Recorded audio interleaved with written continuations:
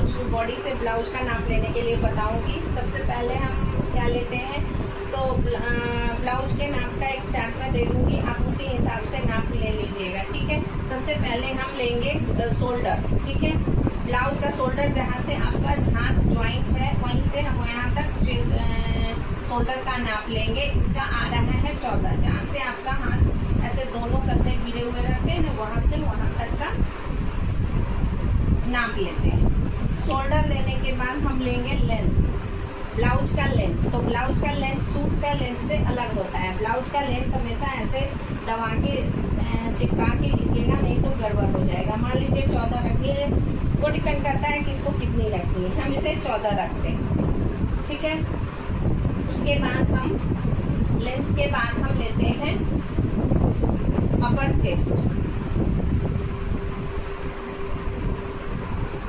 अपर chest किसी का ज़्यादा है किसी का कम है, इसीलिए इसका लेना ज़रूरी है, नहीं तो कोई ज़रूरत नहीं, हम ले लेते हैं तो नाप की फिटिंग ब्लाउज की अच्छी आती है। अपर चेस्ट लेने के बाद हम लेंगे चेस्ट का, ठीक है।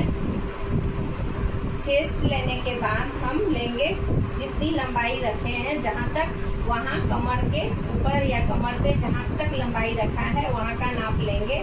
ये 30 आ रहा है। लेने के बाद हम लेंगे अब फ्रंट क्रॉस। फ्रंट क्रॉस कहाँ से कहाँ तक लेते हैं, तो जहाँ से आपका दोनों हाथ डाउन है वहाँ पे गोल ऐसे करके निशान बना रहता है, तो वहाँ से वहाँ तक का आप फ्रंट क्रॉस ले लीजिए, जिससे क्या होगा कि आपके ब्लाउज में झोल वगैरह नहीं आएगी। आप परफेक्ट जितना रखना चाहोगे उतना ही रख पाओगे। तो ये 12.5 आता है। बैक क्रॉस अपर आपने ले लिया तो ले लिया, नहीं लिया तो एक क्या उपाय इसका ये है कि आपका अगर डीप गला है तो बैक क्रॉस 1/2 इंच ही रखिएगा। अगर गला कम है तो आप 1 या 1.25 इंच बैक क्रॉस रखेंगे। बैक क्रॉस किसे कहते हैं, तो बैक क्रॉस ही फ्रंट क्रॉस जहाँ होता है वो फ्रंट का था, ये बैक का है, ये बैक क्रॉस कहलाता है, ठीक है। ये बैक क्रॉस हो गया। उसके बाद हम लेंगे अब एपेक्स पॉइंट, जहाँ से आपको प्लेटें डालनी है जिसके नीचे से, उसका पार्ट का नाप लेना है। इसका 10 आ रहा है, ये ज़रूरी है, नहीं तो आपका जो प्लेट्स हम डालते हैं ब्लाउज में ऊपर नीचे हो जाते हैं, इसलिए यहाँ का नाप ले लीजिए। ये 10 है, हमेशा यहाँ पे ही रख के लीजिएगा, बीच में 10 पे आ रहा है। अब हम गले की गहराई लेते हैं। गले की गहराई भी हमारा तरीका यही है कि हम ऐसे ही लेते हैं। गले की गहराई यहीं से रख के लीजिएगा। मान लीजिए 8 रखनी है, 7.5 रखनी है, नॉर्मली लोग 7.5 ही रखता है। 7.5 हम गले की गहराई लेते हैं।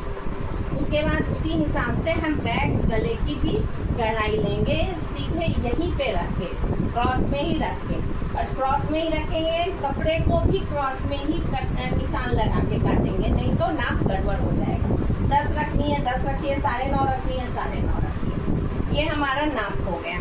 अब हम आर्म होल का नाप लेंगे। आर्म होल का नाप लेना भी ब्लाउज में या सूट में सब में जरूरी है। आर्म होल का नाप ऐसे लीजिएगा, ना लूज लीजिएगा ना टाइट लीजिएगा, क्योंकि हाथ आपका एकदम फ्री होना चाहिए, उठे तो टाइट से नहीं आपका कपड़ा ना उठे, इस बात का ख्याल रखिएगा।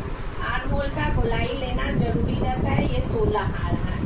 उसके बाद आप आर्म्स का जितनी लंबाई बाजू की रखनी है उसके हिसाब से लेके आप ऐसे नाप ले लीजिएगा। जहाँ पे आपका इन होता है वहाँ पे ऐसे फीता गोल करके हम आर्म्स की गोलाई लेंगे। जैसे मैं यहाँ पे करके बताती हूँ, तो कि ऐसे करके गोलाई का नाप हम लेते हैं। ये हमारा ब्लाउज का पूरा मेजरमेंट लेंगे, हो गया। अब एक चीज़ मैं आपको बता रही हूँ कि जैसे बेल्ट्स वाले ब्लाउज जो पहनते हैं, जो सिंपल प्लेन ब्लाउज पहनते हैं तो कोई बात नहीं है, बेल्ट वाली जो पहनते हैं उनका एक और नाप आप लीजिएगा कि जहाँ तक बेल्ट हो वहाँ तक, वहाँ से मान लीजिए 13 है, 13 के बाद आप बेल्ट रखिएगा। बेल्ट की चौड़ाई पर कस्टमर से पूछ लीजिएगा, 1.5 इंच